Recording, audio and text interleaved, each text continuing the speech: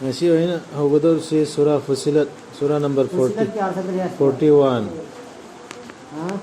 Surah number 41 niko. أعوذ بالله من الشيطان الرجيم بسم الله الرحمن الرحيم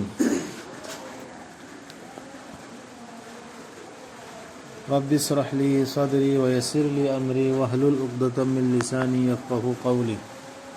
رب زدني علما رب زدني علما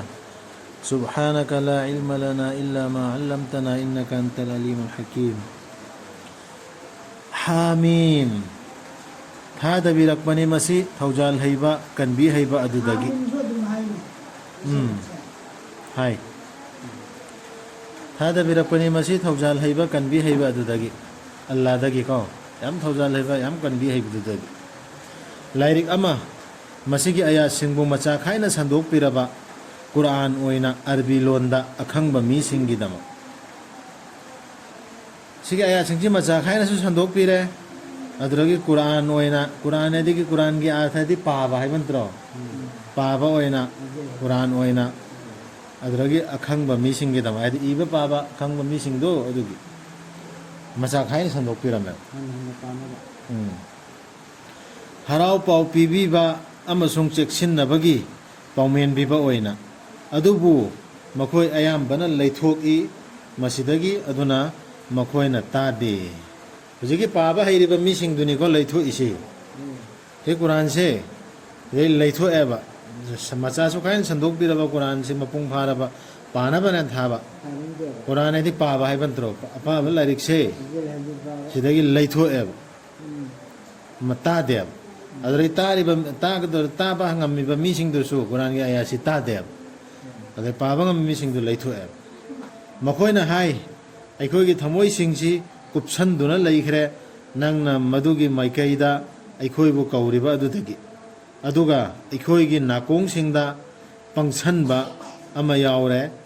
अखोइ अमसुंग नंगी मरक्ता पर्दा अमा लैरे अदुना नंगसु तारो नंगसु तौरो नंगना तौनिंगबदु तसेंगनमक अखोइसु तौरी अखोइना तौनिंगबदु सि हायबा हुजिकी लैथो एब कांगबु ताद्रिबा कांगबु पाद्रिबा कांगबु दना रसूल सल्लल्लाहु अलैहि वसल्लम दा नदरगा हुजिक मोमिन कुरान से पायरा चटप मीदुदा नंगना तौरु दुम तौरो इखोइसु दुम तौरी हांदै तौरिबा पोसी इखोइना खंगबदु नंगसु दुम चथव खंगबदु अदुना इखोइ थमोइदने चंगद्रे नंगना हाइरि वादु इखोइ नाना ताद्रे ना हाय हायो ओ मोहम्मद सल्लल्लाहु अलैहि वसल्लम आइसी सुपनगी ताइबंग मी अमनी नखोइ गुम्बा अदुम ओइनामक अइंगोंदा खंगहन बिरकपनी मदुदी नखोइगी लाइदु लाई अमा खक्तनी हाइबसी अदुना चुमद्रंग ओनसल्लु मंगोंदा हाइदि अल्लाहदा अमसुंग नराल कोकपीनबा निजौ अल्लाहदा रसूलुल्लाह हायना हाइलिमि कोसी अवाबिनी मुशरिक सिंगदु अवाबिने मुशरिक लायाम लाटपा अल्लाह सो लाटपा अदुगा अल्लाह नतबा तोपगिनि तोपना सो हाइबा इल्लगा जतन ले कंगुदो मखोइगी अवाबिने जकात पीदबा सिंगदो अदुगा मखोइदुना आखिरत पु थाजद्रिबा सिंगदो जकात सु पिथोक्तबा अदरे आखिरत हिसाब किताब तौनी हाइबसु थाजदबा आखिरत थाजदुन नद्रमाना सिरबंग तौनी तौरिदो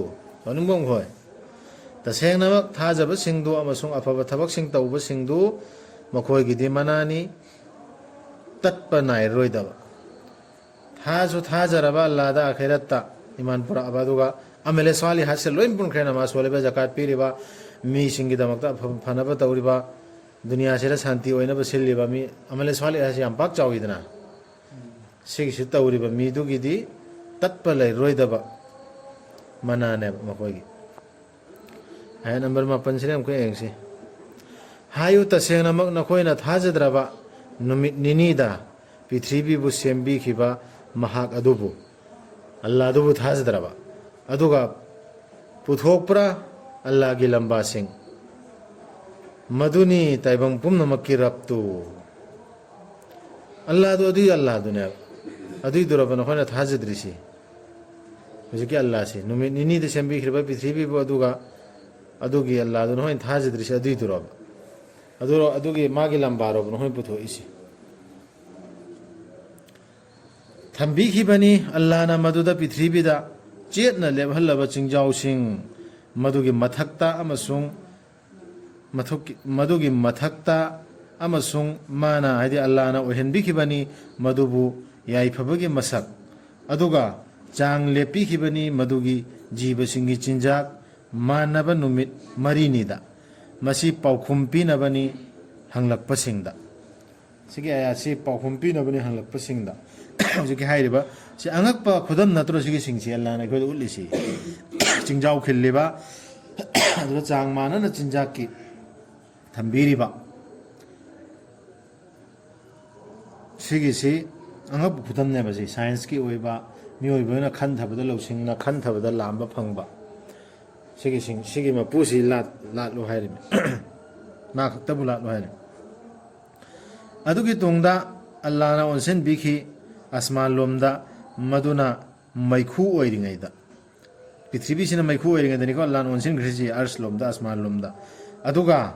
ꯍꯥꯏꯕꯤꯈꯤ ꯃꯗꯨꯗ ꯑꯃꯁꯨꯡ ꯄ꯭ꯔꯤꯊꯤꯕꯤꯗ ꯂꯥꯛꯂꯣ ꯑꯣꯏꯔꯛꯂꯣ ꯍꯥꯏꯅ ꯅꯈꯣꯏ ꯑꯅꯤꯃꯛ ꯌꯥꯅꯤꯡꯅ ꯅꯠꯇ꯭ꯔꯒ ꯌꯥꯅꯤꯡꯗꯅ ꯃꯈꯣꯏ ꯑꯅꯤꯅ ꯍꯥꯏꯖꯈꯤ ꯑꯩꯈꯣꯏ ꯂꯥꯛꯆꯔꯦ ꯌꯥꯅꯤꯡꯅ ꯄ꯭ꯔꯤꯊꯤꯕꯤꯒ ꯑꯁꯃꯥꯟꯒ ꯋꯥꯂꯤꯜꯂꯥꯍꯤꯜ ꯑꯔꯨꯗꯤ ꯇꯤꯅ ꯂꯥꯛꯑꯣ ꯑꯅ ꯌꯥꯅꯤꯡꯅ ꯅꯠꯇ꯭ꯔꯁꯨ ꯌꯥꯅꯤꯡꯗ꯭ꯔꯁꯨ ꯍꯥꯏ ꯅꯈꯣꯏꯅ ꯂꯥꯛꯇꯕꯗꯤ ꯌꯥꯗ꯭ꯔꯦꯅ ꯑꯣꯔꯗꯔ ꯑꯂꯥꯟ ꯇꯧꯕ ꯀꯥꯟꯗ ꯌꯥꯅꯤꯡꯅ ꯂꯥꯛꯆꯈ꯭ꯔꯦ ꯍꯣꯏ ꯄꯥꯝꯖꯅꯤ ꯑꯗꯨꯗꯒꯤ ꯃꯥꯅ ꯑꯜꯂꯥꯍꯅ ꯂꯣꯏꯁꯟꯕꯤꯈꯤ ꯃꯈꯣꯏꯕꯨ ꯑꯁꯃꯥꯟ 8 ꯑꯣꯏꯅ ꯅꯨꯃꯤꯠ ꯅꯤꯅꯤꯗ ꯑꯃꯁꯨꯡ ꯈꯪꯍꯟꯕꯤꯈꯤ ꯑꯁꯃꯥꯟ ꯈꯨꯗꯤꯡꯗ ꯃꯥꯒꯤ ꯃꯊꯧꯁꯨ ꯈꯪꯍꯟꯈ꯭ꯔꯦ ꯑꯁꯃꯥꯟꯁꯤꯡꯗ ꯀꯣ ꯑꯗꯨꯒ ꯑꯜꯂꯥꯍꯅ ꯂꯩꯇꯦꯡꯕꯤꯈꯤ ꯈ꯭ꯋꯥꯏꯗꯒꯤ ꯅꯛꯄ ꯑꯁꯃꯥꯟꯕꯨ ꯊꯧꯃꯩꯁꯤꯡꯅ ꯁꯦꯟꯅꯍꯟꯕ ꯑꯣꯏꯅ ꯁꯩꯇꯥꯟꯁꯤꯡꯗꯒꯤ ꯃꯗꯨ ꯅꯣꯡꯗꯝ ꯈꯣꯟꯅꯤ ꯄꯥꯡꯒꯜꯕꯗꯨꯒꯤ ꯑꯈꯪꯕꯗꯨꯒꯤ ꯉꯛꯇ꯭ꯔꯁꯦ ꯑꯜꯂꯥꯍꯅ ꯁꯦꯝꯃꯤ ꯈꯨꯁꯦꯝꯁꯤ ꯑꯁꯃꯥꯟꯗ ꯊꯋꯥꯟꯃꯤꯆꯥꯛ ꯀꯩꯀꯩ ꯃꯌꯥꯝ ꯂꯩꯇꯦꯡꯕꯤꯈ꯭ꯔꯦꯗꯅ ꯊꯧꯃꯩ ꯍꯥꯏꯔꯤꯁꯤ ꯊꯋꯥꯟꯃꯤꯆꯥꯛꯁꯤꯗꯤ ꯆꯝꯈꯠꯄ ꯃꯩꯅꯤꯗꯅ ꯃꯁꯥꯒꯤ ꯃꯉꯥꯟ ꯅꯠꯇꯦꯗꯅ ꯆꯨꯔꯒ ꯉꯥꯟꯕ ꯑꯗꯨꯝꯕ ꯄꯣꯠ ꯑꯃ ꯂꯩꯕ ꯅꯠꯇ꯭ꯔꯣ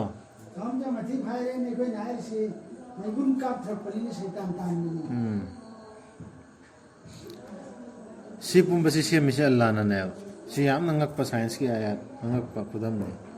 ꯁꯤꯒꯤꯁꯤꯗ ꯉꯛꯀꯗꯕ ꯑꯩꯈꯣꯏ ꯁꯤꯒꯤꯁꯤꯗ ꯈꯟꯊꯒꯗꯕ ꯑꯇꯣꯞꯄ ꯑꯟꯙꯕꯤꯁ꯭ꯋꯥꯁꯀꯤ ꯄꯣꯠꯁꯤꯡꯗꯨꯗ ꯃꯤꯅ ꯄꯨꯊꯣꯛꯄ ꯑꯥꯏꯗꯤꯌꯥꯁꯤꯡꯗꯨꯗ ꯈꯟꯊꯔꯒ ꯉꯛꯑꯣꯏꯗꯕ ꯁꯤꯒꯤ ꯑꯌꯥꯠꯁꯤꯗ ꯉꯛꯀꯗꯕ ꯑꯗꯨꯕꯨ ꯏꯃꯥꯟ ꯋꯥꯂꯥ ꯑꯣꯏꯔꯗꯤ ꯁꯤꯒꯨꯝꯕ ꯑꯌꯥꯠꯁꯤꯗ ꯉꯛꯀꯗꯕ ꯅꯠꯇ꯭ꯔꯣ ꯁꯤ ꯁꯦꯝꯈ꯭ꯔꯤ ꯃꯌꯥꯝꯁꯤ ꯃꯍꯤꯃ ꯑꯜꯂꯥꯍꯅ ꯁꯦꯝꯃꯛꯏꯃꯦ ꯍꯥꯏꯕꯗꯨ ꯑꯗꯨꯕꯨ ꯃꯈꯣꯏꯅ ꯂꯩꯊꯣꯛꯈ꯭ꯔꯕꯗꯤ ꯍꯥꯏꯌꯨ ꯑꯩꯗꯤ ꯆꯦꯛꯁꯤꯟꯋꯥ ꯍꯥꯏꯔꯕꯅꯤ ꯅꯈꯣꯏꯗ ꯅꯣꯡꯃꯩ ꯁꯤꯡꯖꯪ ꯑꯃꯒꯤ ꯑꯥꯠ ꯑꯃꯁꯨꯡ ꯁꯃꯨꯗꯀꯤ ꯃꯊꯛꯇ ꯇꯥꯈꯤꯕ ꯑꯗꯨꯒꯨꯝꯕ ꯑꯃꯒꯤ ꯑꯥꯠꯀ ꯁꯃꯨꯗꯀꯒꯤ ꯀꯣꯝꯗ ꯇꯥꯈꯤꯗꯅ ꯑꯖꯥꯕ ꯑꯗꯨꯝꯕ ꯅꯣꯡꯃꯩ ꯁꯤꯡꯖꯪ ꯁꯥꯊꯤꯕ ꯑꯖꯥꯕ ꯑꯃꯒꯤ ꯅꯈꯣꯏꯗ ꯑꯩꯗꯤ ꯍꯥꯏꯔꯕꯅꯦ ꯆꯦꯛꯁꯤꯜꯍꯧꯅꯕ ꯃꯈꯣꯏꯗ ꯔꯁꯨꯜꯁꯤꯡ ꯂꯥꯛꯈ꯭ꯔꯕꯗ ꯃꯈꯣꯏꯒꯤ ꯃꯃꯥꯡꯗꯁꯨ ꯑꯃꯁꯨꯡ ꯃꯈꯣꯏꯒꯤ ꯃꯇꯨꯡꯗꯁꯨ ꯍꯟꯅ ꯍꯟꯅ ꯍꯥꯏꯔꯗꯨꯅ ꯂꯥꯠꯀꯅꯨ ꯀꯅꯥ ꯑꯃꯠꯇꯕꯨ ꯑꯜꯂꯥꯍ ꯅꯠꯇꯅ ꯃꯈꯣꯏꯅ ꯍꯥꯏꯈꯤꯕꯅꯤ ꯑꯩꯈꯣꯏꯒꯤ ꯔꯕꯅ ꯔꯁꯨꯜ ꯊꯥꯕꯤꯔꯛꯀꯦ ꯅꯤꯡꯕꯤꯔꯝꯂꯕꯗꯤ ꯑꯜꯂꯥꯍꯅ ꯊꯥꯕꯤꯔꯛꯂꯝꯒꯗꯕꯅꯤ ꯐꯔꯤꯁꯇꯥꯁꯤꯡ ꯑꯗꯨꯅ ꯇꯁꯦꯡꯅꯃꯛ ꯑꯩꯈꯣꯏꯗꯤ ꯅꯉꯣꯟꯗ ꯊꯥꯔꯛꯏ ꯍꯥꯏꯔꯤꯕꯗꯨ ꯊꯥꯖꯗꯦ ꯔꯁꯨꯜ ꯊꯥꯔꯛꯀꯦ ꯍꯥꯏꯔꯗꯤ ꯑꯜꯂꯥꯍꯅ ꯔꯁꯨꯜ ꯊꯥꯔꯛꯀꯦ ꯍꯥꯏꯔꯗꯤ ꯃꯈꯣꯏꯁꯤꯡꯗꯨꯅ ꯍꯥꯏꯈ꯭ꯔꯤꯗꯨ ꯐꯔꯤꯁꯇꯥꯒꯨꯝꯕ ꯀꯩꯒꯨꯝꯕ ꯑꯉꯛꯄ ꯄꯥꯏꯊꯔꯒ ꯑꯩꯈꯣꯏ ꯃꯅꯨꯡꯗ ꯍꯦꯛꯇ ꯃꯈꯣꯏꯅ ꯂꯥꯠꯄ ꯌꯥꯅꯕ ꯄꯣꯠ ꯑꯃ ꯑꯣꯏꯒꯗꯕꯅꯦꯕ ꯍꯦꯛꯇ ꯃꯤꯆꯝꯗꯪꯅ ꯔꯁꯨꯜꯅꯦ ꯍꯥꯏꯕꯗꯨꯗꯤ ꯑꯩꯈꯣꯏ ꯊꯥꯖꯗꯦ ꯂꯧꯔꯣꯏ ꯁꯤꯅꯦꯕ ꯑꯗꯨꯒꯤ ꯑꯉꯛꯄꯗꯨꯅ ꯍꯧꯖꯤꯛꯁꯨ ꯀꯣꯏꯇꯥꯟ ꯇꯥꯟꯅꯔꯤꯁꯤ ꯃꯤ ꯅꯠꯇꯕ ꯑꯇꯣꯞꯄ ꯄꯣꯠ ꯑꯃ ꯍꯦꯛꯇ ꯄꯥꯏꯕ ꯈꯔ ꯉꯝꯕ ꯄꯣꯠ ꯑꯃ ꯑꯗꯨꯅꯦꯕ ꯑꯍꯤꯂ ꯀꯤꯇꯥꯕ ꯃꯈꯣꯏꯅꯁꯨ ꯇꯥꯟꯅꯔꯤꯁꯤ ꯁꯤ ꯍꯥꯏꯈꯤꯕꯩꯅꯤꯀꯣ ꯁꯖꯥ ꯐꯪꯈ꯭ꯔꯤꯗꯣ ꯁꯨꯃꯥꯏꯅ ꯊꯥꯖꯈꯤꯗꯕ ꯌꯥꯈꯤꯗꯕꯒꯤ ꯑꯥꯠꯅ ꯂꯝꯀꯦꯠ ꯂꯝ ꯍꯥꯏꯈꯤ ꯄ꯭ꯔꯤꯊ꯭ꯔꯤ ꯊꯛꯇ ꯑꯆꯨꯝꯕ ꯌꯥꯎꯗꯅ ꯑꯗꯨꯒ ꯍꯥꯏꯈꯤ ꯑꯩꯈꯣꯏꯗꯒꯤ ꯍꯦꯟꯅ ꯀꯟꯕ ꯀꯅꯥꯅꯣ ꯄꯥꯡꯒꯜꯗ ꯑꯥꯠꯅ ꯍꯥꯏꯈ꯭ꯔꯤꯃꯤꯁꯤ ꯃꯈꯣꯏꯅ ꯎꯗꯕ꯭ꯔꯥ ꯃꯗꯨꯗꯤ ꯃꯈꯣꯏꯕꯨ ꯁꯦꯝꯕꯤꯈꯤꯕ ꯑꯜꯂꯥꯍꯅ ꯍꯦꯟꯅ ꯀꯜꯂꯤ ꯍꯥꯏꯕꯗꯨ ꯃꯈꯣꯏꯗꯒꯤ ꯄꯥꯡꯒꯜꯗ ꯑꯗꯨꯒ ꯃꯈꯣꯏꯅ ꯌꯥꯈꯤꯗꯕꯅꯤ अल्लाहगी खुदमसिंगबु हुजिकी अल्लाहगी खुदम अल्लाहगी निशान साइन ममांग पनखिब चिंग सेमबगी नियम पृथ्वी कमाई सेमखी अदुदा चिंजाक कमाईना मरांग काय मतम चाना पुथोकी नुमित था कमाई सेमखी हाइबा खुदमसिंगदु याखिदेब अदुगा मपांगल सुकल्लेना मोहना पंगल थौना सु मुख्य मोहना याखिदबदा कमाईना सजा ओइखी हाइबुगी दलील पिरे इमि कमाई याखिदन हाइबु अखोइसो सिगी अल्लाहगी आयात कुरान की आयात खुदम सिंगसी अल्लाह ने उलिबा खुदम सिंगसी यादबिदा अतोप खुदम अंगक पने तानरसि मीना भाबना सागतपा खुदम मैम मंगी वरी कबरगी वरी अदु अदा मैम लेखरेदना अंगक पा नुपी मखोय तु मानजुम खोय ताबा अदु खुदम दुने तानखरिसि सिदा चाखो थौरांगी मियोय ज्ञान ग जानबा खुदम अल्लाह ना हाइरिसिदि खन्थदे तारुदे तम्मुदे नॉलेज तम्मुद्रे अल्लाह सेम खरमसिदि अल्लाह सेम याना तुमि लेतो अदु सोम मी अंगक बम पाइरक पने ngairisi अदु खुदम सिंगदो याखिद्रे अदुना थाखिबनी इखोइना हाइदि अल्लाहना मखोइगी मथक्ता खेक लाउबा साथीबा इंगलबा साथीना इंगलबा नुंसित अमा मराइबक थीरबा नुमित सिंगदा अल्लाहना मखोइबु चोपलबा दंदी अमगी महाउ तंगहन्नबा ताइबंग पुंसीदा अदुबु आखिरत की दंदी नदी हेन्ना चोपनिंगाइनी अदुना मखोइबु मतेंगसु पांगबिरोइदबनी आखिरतना हेना साथी दौरिया अदु याम चोपतना साथीना कल्लबा अजाब थेंगनखरेन दुनियादसु अदु आखिरतना हेना चोपकदौरिया हेना साथी गदौरि हुजिकी समुद आत के कोमदो करिगिनो अल्लाह की खुदम याखिदबा मखोइना खुदम ngaइखिरदुदि खुदक्ता मखोइ ममांगदा इंसान से नतबा फरिश्ता कुमक्पा एता पायरा पायरा चलगा मरों लोंगदना मकुन मसा लोंगदना कोइसु होबा अदुगी पोतुना रेखन सिक्ता हनरसी छु मंतर करना सब मानरमी गई सिदा साइंस का जानबा मिओबे बुद्धि का जानबा अल्लाहना चिंजाव आसमान तुमित था अदु अदा मैम परमान अंगक खुदम सि उलब कांदा अदुदी नॉलेज एखोगी ब्रेन एखोना तम्मुद्रे नॉलेज अल्लाह के लारिक्सु तम्मुद्रे साइंस की चखोटपा अदु याम चखोटप तंजासे अदुसु तम्मुद्रे अदुगा सिदी अल्लाह ने मोय साइंस न करी खंगना एवने अल्लाह न करी तबु ngamno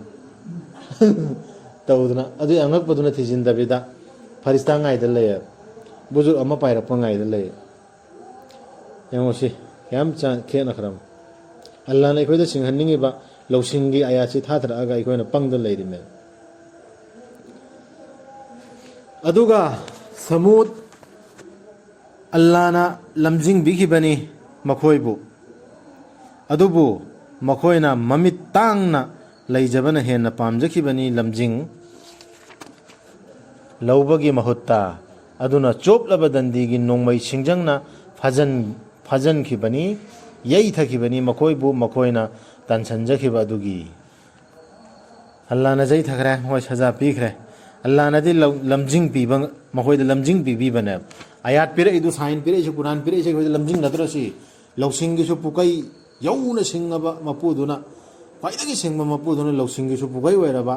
साइंसना चौखत थौरांगिसु पुकै ओइरबा सेगी आयासी यादरगा एखोना अतोपा अंधविश्वास की मीना सेमजिनबा वरी मैम थीनदन लैरमिना एखोइदसु अजाब तो अदुम चोपगे अजाब हुजिक दुनियादा चोपिदना एखोइसे अदुबु अखोइना कनबिखिबनी थाजबा अमदि चुमना चच्चबा सिंगबुदी अदुई मतुंगदसु कनखियबा हुजिके समुद आद कि कोमदा ताखरेबा सजा दो नोगी कोमदा का ताखरे दो कनखिदना ईमान वाला सिंगदे पैगंबर सिंग हाइबे इनबे सिंगदुदे पैगंबर सिंगना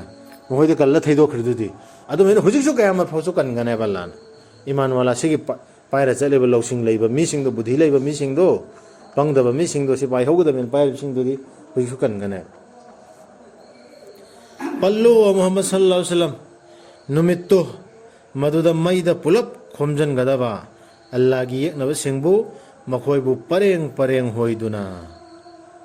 सिसु पल्लो सिसु निंगसिंगो असि फावबा मदुदी कम फावबा असि फावबा मदुदी मखोइना मदुदा थुंगलबा मतमदा मखोइगी मयोक्ता साखी ओइरकदबा